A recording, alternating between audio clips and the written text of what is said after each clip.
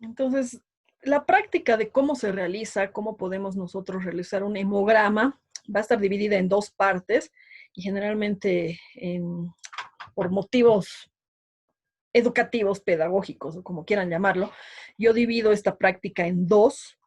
Una donde solamente se van a centrar en lo que hemos trabajado de los índices eritrocitarios, de medir el hematocrito, de medir la hemoglobina, y les daba algún valor promedio o de referencia de glóbulos rojos para que hagan el cálculo de volumen corpuscular medio y la hemoglobina corpuscular media. Y en la siguiente práctica sí trabajábamos con todo lo referente netamente a hacer el conteo de los glóbulos rojos y hacer el conteo de los glóbulos blancos. Hasta ahora nunca hemos hecho el conteo de plaquetas como tal, igual es una práctica un poquito más complicada en los laboratorios donde se trabaja realizando hemogramas, igual es bastante peculiar. Algunos solamente recurren a ver cuántas plaquetas están viendo en un frotis o en un extendido sanguíneo. Otros sí usan la fórmula correspondiente, pero bueno, identificar y contar plaquetas es un poquito más complicado, más delicado. Ya van a ver en la última diapositiva que está de cómo se ven las plaquetas en la cámara de Neubauer, así que es complicado. Generalmente más uno se va a centrar en lo que viene siendo su conteo de glóbulos rojos y su conteo de glóbulos blancos. Y dentro del conteo de glóbulos blancos, identificar los diferentes tipos de estos glóbulos. Entonces, bueno, generalmente lo divido en dos prácticas. Ahorita lo estoy juntando para que vean en sí cómo se puede realizar el hemograma como tal. En este caso voy a empezar con lo que viene siendo el conteo para que no nos inventemos datos de cuántos glóbulos rojos tenemos en esa muestra de sangre. Para poder realizar un hemograma mínimo necesitamos estos elementos. Obviamente vamos a necesitar una muestra de sangre, porque si no tenemos sangre no podemos analizar nada. Tiene que ser una muestra de sangre fresca, no es que vamos a tomar la muestra ahorita y vamos a proceder a analizarla y hacer todo lo correspondiente recién al final de la tarde. Tiene que ser lo más fresco posible. Mientras más pronto después de la extracción de la sangre, mucho mejor. Va a haber menos posibilidad de resultados engañosos o falsos. Entonces, siempre lo más fresco posible. Si estamos trabajando con un montón de muestras, bueno, tratar también de distribuir nuestro trabajo de la mejor manera para evitar de que estemos procesando muestras muy tarde y que ya no nos sirvan realmente esas muestras. Generalmente se recomienda que contemos con tubos con anticoagulante, porque mientras estamos preparando lo que vienen siendo las soluciones, que si se fijan ahí abajo tenemos 3 tipos de soluciones que vamos a emplear.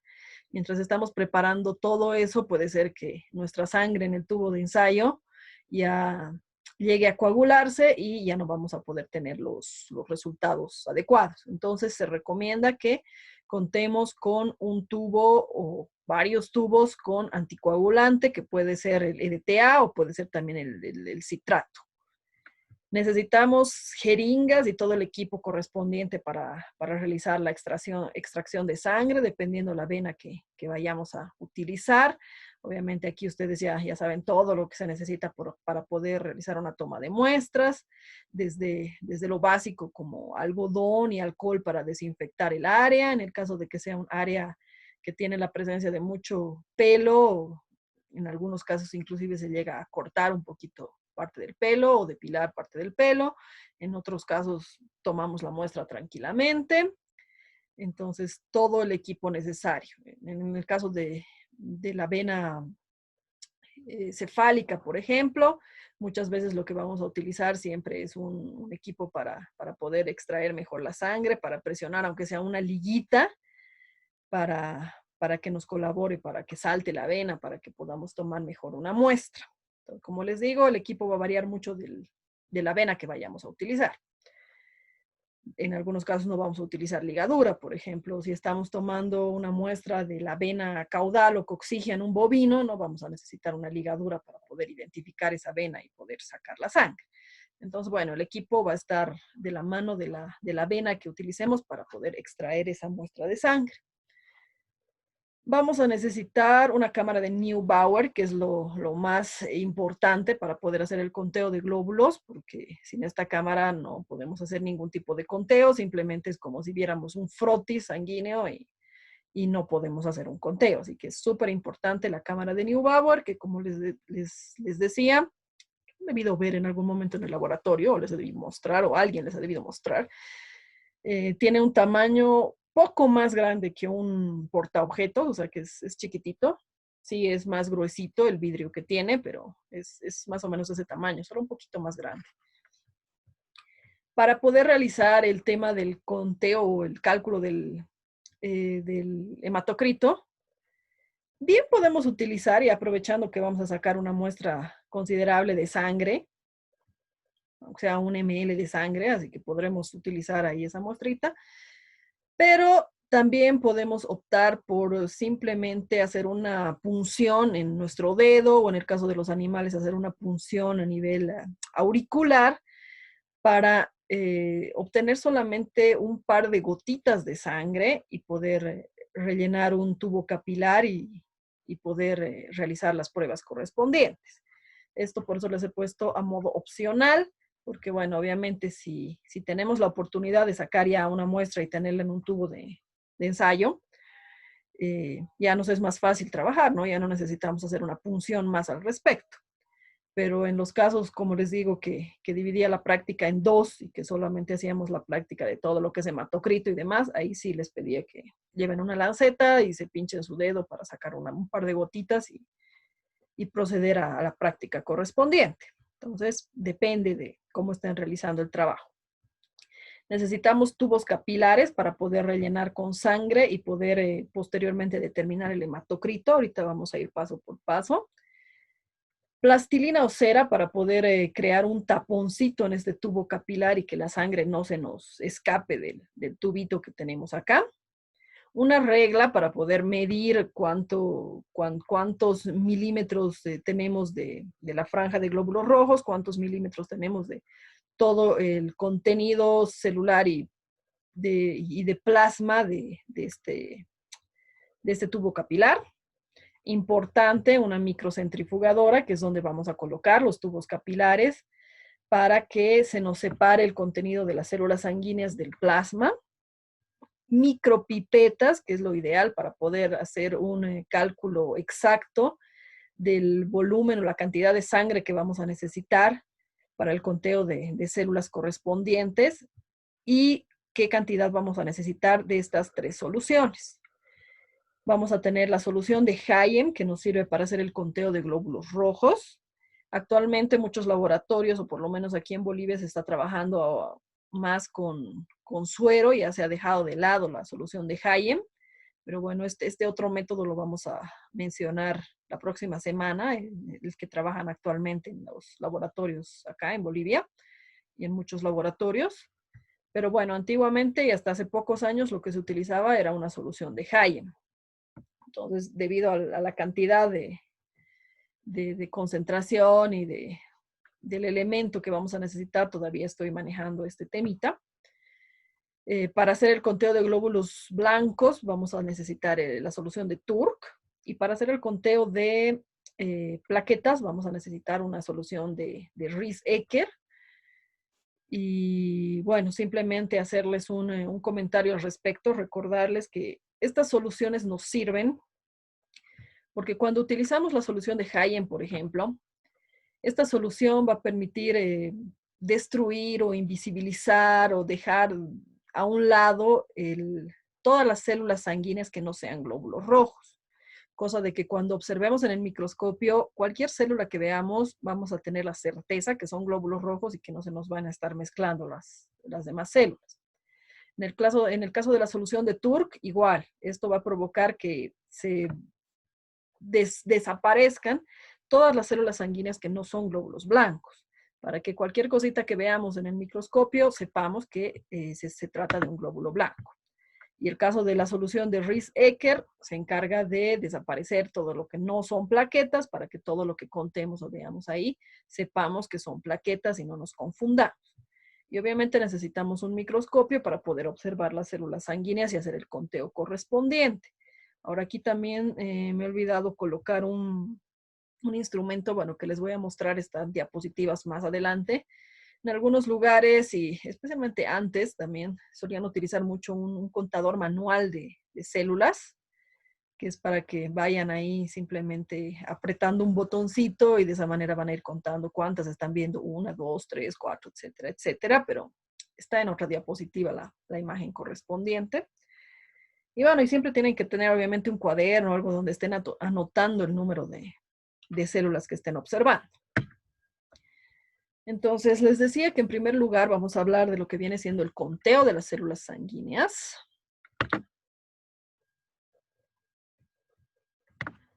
Donde en primer lugar vamos a hablar de que tenemos que hacer una toma de muestra correspondiente. Entonces, como les decía, bueno, dependiendo de la especie, dependiendo de ustedes, elegirán la vena más que les convenga mejor para poder hacer una extracción de sangre. Puede ser yugular, puede ser caudal, cefálica o la que corresponda según la especie.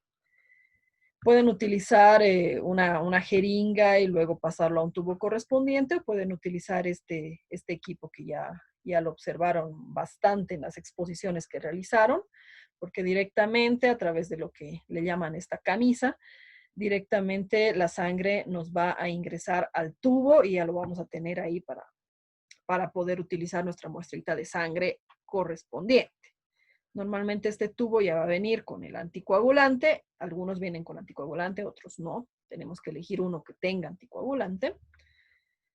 Y vamos a dejar reposar nuestra muestra de sangre por un par de minutos para que los componentes sanguíneos se terminen de estabilizar ahí todavía antes de proceder al siguiente paso que vamos a realizar.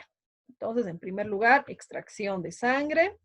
No necesitamos mucho. Personalmente, según lo que he podido ver en el laboratorio, un ml nos basta y sobra para poder realizar todo lo que querramos hacer.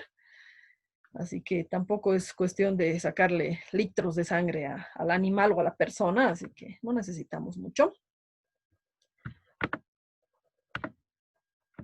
Necesitamos esto muy importante, lo tenemos en el laboratorio por si acaso. Esta es una micropipeta automática, que es una maravilla, porque en esta parte de acá vamos a poder, aquí nos sale en la imagen, pero hay como unas rueditas aquí atrásito, que así como con un reloj que uno va cambiándole la hora, uno puede marcar qué cantidad de sangre o qué cantidad de líquido uno va a querer absorber con esta micropipeta.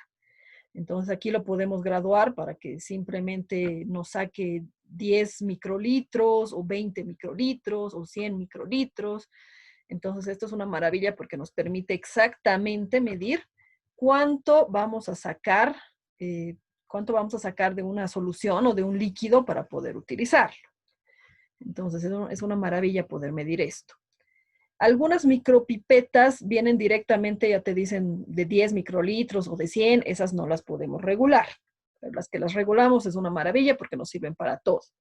Las que no las podemos regular nos sirven para algunas cosas, es como que la de 10 microlitros nos va a servir para esto, las de 100 para esto, así sucesivamente. Pero esta es una maravilla. Entonces, vamos a tener también esta parte donde vamos a poner el capuchón o la capuchita que es desechable para poder recolectar la cantidad de sangre o la cantidad de líquido correspondiente que vayamos a mezclar para realizar una solución correspondiente. Entonces uno va a colocar aquí en esta micropipeta esta capuchita, lo va a regular, va a apretar este botoncito y así como con los goteros que cuando nosotros presionamos, soltamos y el gotero absorbe todo el contenido de agua o todo el contenido de lo que nosotros necesitemos, de la misma manera va a funcionar esta micropipeta. Vamos a apretar el botón como si estuviéramos presionando un gotero, vamos a soltarlo y automáticamente nos va a absorber lo que hayamos colocado acá, esta cantidad que hayamos colocado acá. Ni más ni menos, justo lo que hemos colocado ahí. Entonces con eso ya lo podemos llevar a otra superficie, a otro tubo, y hacer el trabajo correspondiente. Entonces, sí o sí necesitaríamos esto porque nos permite una mayor precisión para realizar nuestro trabajo. Ahora, con respecto al conteo de las células como tal, creo que lo he organizado de esta manera, sí. Esto de todas formas lo voy a subir a la página, no hay ningún problema. Esto también va a estar en la plataforma, esta presentación de PowerPoint, así que bueno, si quieren lo anotan ahora, si no lo anotan en su momento, de que cuando vayamos a hacer el conteo de glóbulos rojos, lo que vamos a necesitar es, bueno, esto no es tan relevante, lo más importante es lo que tenemos acá. Se recomienda que tengamos un tubo de ensayo de 5 ml, vamos a hacer una dilución de sangre de 1 en 200, pero bueno, ¿qué es lo que nos importa acá? Para hacer un conteo de glóbulos rojos vamos a necesitar colocar en un tubo de ensayo 980 microlitros de solución de Hayem. Por eso es que es tan importante el uso de nuestra micropipeta, porque necesitamos regular estos 980 microlitros. Y vamos a necesitar 20 microlitros de sangre. Para hacer nuestro conteo de glóbulos blancos, vamos a necesitar menos cantidad. Por tanto, se pide que necesitemos solamente un tubo de 3 ml. Y lo que vamos a hacer es utilizar 380 microlitros de solución de Turk con 20 microlitros de sangre. Entonces, simplemente son valores para que los tengan de referencia, que es con lo que se maneja para hacer el conteo de las células. Como les digo, para eso nos sirve mucho la micropipeta, para saber exactamente que estamos colocando estos 380 microlitros y estos 20 microlitros de sangre. Y finalmente, para poder hacer el conteo de las células, de las plaquetas, igual se sugiere que tengamos un tubo de 5 ml, y en este caso, de igual manera que con los glóbulos rojos, vamos a necesitar 980 microlitros de, en este caso, solución de Riesecker y 20 microlitros de sangre. Entonces, lo que va a diferenciar aquí una cosa de la otra es la solución que vamos a emplear, en el caso de los glóbulos blancos, además la cantidad que vamos a utilizar.